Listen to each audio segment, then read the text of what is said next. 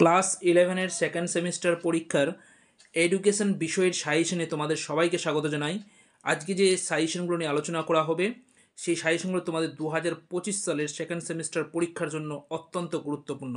তোমাদেরকে বলবো এই ভিডিওতে মান 5-এর সাজেশনগুলো নিয়ে আলোচনা করে দেব। দেখো, এর আগে যে ভিডিওটা রেখেছিলাম সেই ভিডিওতে মান 10-এর সাজেশনগুলো নিয়ে আলোচনা করে দিয়েছিলাম।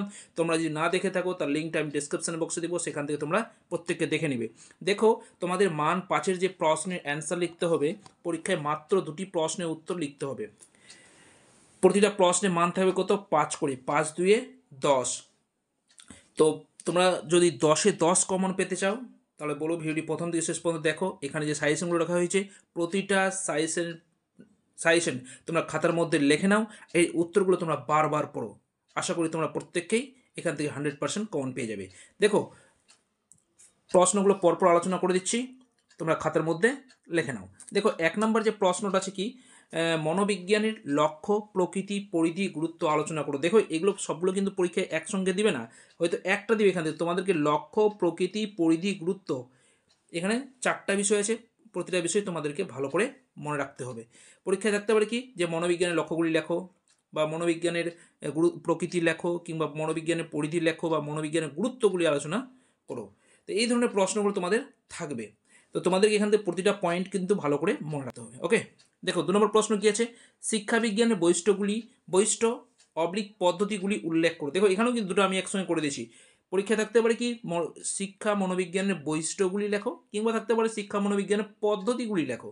ওকে, নেক্সট প্রশ্ন কি আছে 3 নম্বর, শিক্ষা ও মনোবিজ্ঞানের সম্পর্কটি ব্যাখ্যা করো। দেখো, এখানে তোমাদের সুবিধার জন্য আমি প্রতিটা প্রশ্নে কিন্তু স্টার মার্ক করে দিয়েছি। যেগুলো স্টার মার্ক করে দিয়েছি অবশ্যই ভালো করে তোমাদেরকে পড়ে যেতে হবে। নেক্সট প্রশ্ন কি আছে, জ্ঞান লাভের প্রক্রিয়া হিসাবে সংবেদনের স্বরূপ বিবৃত করো। নেক্সট প্রশ্ন, সংবেদন ও প্রত্যক্ষণের মধ্যে পার্থক্যগুলি লেখো। দেখো, ডবল স্টার করে দেওয়া হয়েছে। 6 নম্বর প্রশ্ন, প্রত্যক্ষণ সম্পর্কে গেস্টালের মতবাদ ব্যাখ্যা করো। মোস্ট ইম্পর্টেন্ট প্রশ্ন। দেখো, নেক্সট প্রশ্ন কি আছে, সংবেদন, প্রত্যক্ষণ ও ধারণার মধ্যে তুলনামূলক আলোচনা করো। দেখো, পরের প্রশ্ন আলোচনা করার আগে তোমাদেরকে বলবো, চ্যানেলে যদি তোমরা নতুন এসে দেখো অবশ্যই চ্যানেলটি সাবস্ক্রাইব করে রাখো, আর বেল আইকনটা বাজিয়ে রাখো, তাহলে সবার আগে কিন্তু এই ধরনের ভিডিওগুলো তোমরা পাবে। পাশাপাশি তোমাদের জানিয়ে রেখে নেক্সট যে ভিডিওটা নিয়ে আসবো সেখানে মান 2-এর সাজেশন আলোচনা করা হবে। ওকে, নেক্সট প্রশ্ন দেখো কি আছে 8 নম্বর, থর্নডাইকের শিখন তত্ত্বের মুখ্য সূত্রগুলির শিক্ষাগত তাৎপর্য লেখো। 9 নম্বর প্রশ্ন, শিক্ষাক্ষেত্রে সুপ্রিয় অনুবর্তনের ভূমিকা মূল্যায়ন করো। নেক্সট প্রশ্ন কি আছে, অন্তর্দৃষ্টি কি, অন্তর্দৃষ্টিমূলক শিখন কাকে বলে। ডবল স্টার করে দেওয়া আছে। দেখো, 9 নম্বরটা কি ছিল, সিঙ্গেল স্টার ছিল, 10 নম্বরটা ডবল স্টার আছে। তোমরা ভালো করে প্রশ্নগুলো লেখে না খাতার মধ্যে। 11 নম্বর কি আছে, গেস্টাল মতবাদের ত্রুটিগুলি উল্লেখ করো। মোস্ট ইম্পর্টেন্ট প্রশ্ন। এরপরে প্রশ্নটা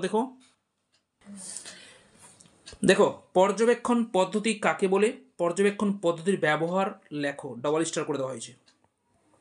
13 নম্বর প্রশ্ন দেখো, ভারতীয় সমাজ সংস্কারক হিসাবে রাজা রামমোহনের অবদান সংক্ষেপে আলোচনা করো। মোস্ট ইম্পর্টেন্ট প্রশ্ন। নেক্সট কি আছে, জনশিক্ষা ও নারী শিক্ষা বিস্তারে রামমোহনের অবদান লেখো। নেক্সট 15 নম্বর, প্রাথমিক শিক্ষা বিস্তারের ক্ষেত্রে বিদ্যাসাগরের অবদান আলোচনা করো। ডবল স্টার করে দেওয়া হয়েছে, ভালো করে পড়ে রাখবে। দেখো, 16 নম্বর প্রশ্ন, নারী শিক্ষায় বেগম রোকেয়ার অবদান আলোচনা করো। 17 নম্বর প্রশ্ন দেখো, আলোচনা করে তোমাদেরকে বলবো, তোমাদের যদি এইচএসএ অর্থাৎ সেকেন্ড সেমিস্টার পরীক্ষা ভূগোল বা পরিবেশবিদ্যা বিষয় থাকে তাহলে অবশ্যই তোমরা এই চ্যানেলটিকে ফলো করবে বা সাবস্ক্রাইব করে রাখবে, কেননা সেখানে কিন্তু ভূগোল এবং পরিবেশবিদ্যা বিষয়ের পড়ানো হয় এবং সেখানে নোটসগুলো পুঙ্খানুপুঙ্খভাবে আলোচনা করে দেওয়া হয়। ওকে, দেখো কি আছে 17 নম্বর প্রশ্ন, শিক্ষা ক্ষেত্রে প্রত্যক্ষণের গুরুত্ব আলোচনা করো। 18 নম্বর প্রশ্ন, ধারণা গঠনের স্তরগুলি বিশ্লেষণ করো। 19 নম্বর প্রশ্ন দেখো কি আছে, কেস স্টাডির ধাপগুলি সংক্ষেপে আলোচনা করো। দেখো, ডবল স্টার করে দেওয়া হয়েছে। 20 নম্বর প্রশ্ন, শিক্ষাক্ষেত্রে সার্ভে পদ্ধতির তাৎপর্য বা গুরুত্ব লেখো।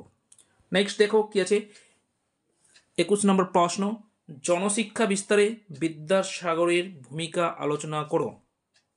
22 নম্বর প্রশ্ন কি আছে দেখে নাও, সাবিত্রীবাই ফুলেকে ভারতের নারী শিক্ষার অগ্রদূত বলা হয় কেন? তো এই ছিল আজকের ভিডিওর মান 5-এর ইম্পর্টেন্ট প্রশ্ন। আশা করি তোমরা প্রত্যেক খাতার মধ্যে লিখে নিয়েছো। এর উত্তরগুলো তোমরা বারবার এখন থেকে পড়তে শুরু করে দাও, বারবার অ্যান্সারগুলো তোমরা পড়বো, দেখবে তোমরা এখান থেকে 100% প্রশ্ন কমন পেয়ে যাবে। দেখা হচ্ছে পরের ভিডিওতে। প্রত্যেকে ভালো থাকো, ধন্যবাদ।